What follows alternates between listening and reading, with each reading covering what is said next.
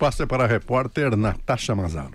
Ter sido impedido de participar de atos de pré-campanha e de conceder entrevistas de dentro da prisão, o ex-presidente Luiz Inácio Lula da Silva reclamou de estar sendo silenciado pela Justiça. A reclamação foi feita para os ex-ministros Franklin Martins e Celso Amorim, que visitaram o petista nesta quinta-feira na Superintendência da Polícia Federal, em Curitiba.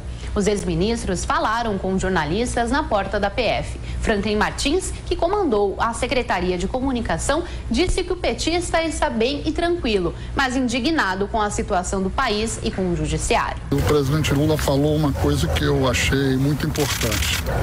Eles não apenas querem me manter preso, eles querem me calar, impedir de eu falar, impedir que o povo ouça o que eu falo.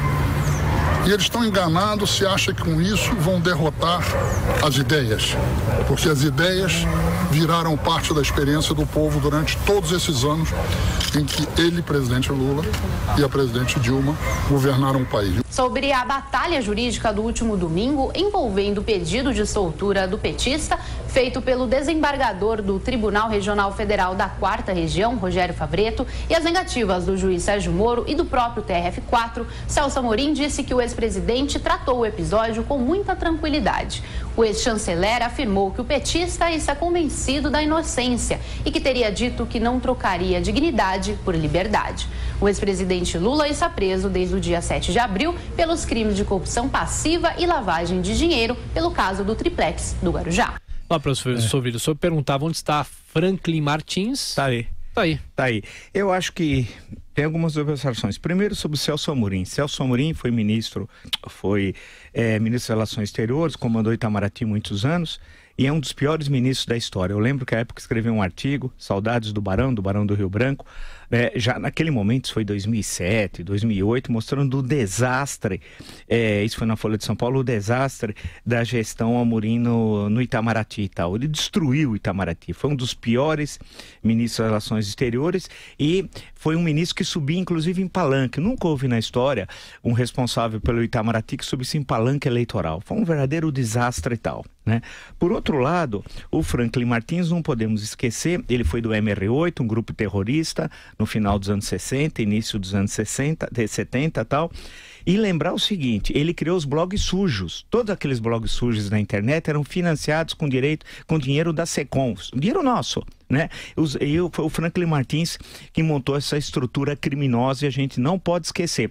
Inclusive, ele tem um padrão de vida que ele precisava explicar ao povo brasileiro como é que ele tem esse padrão de vida e a vida dele em Portugal, né? Seria bom explicar para todos nós. Lembrando que Dias Toffoli, Deus do céu, Dias Toffoli não pode assumir o Supremo em setembro.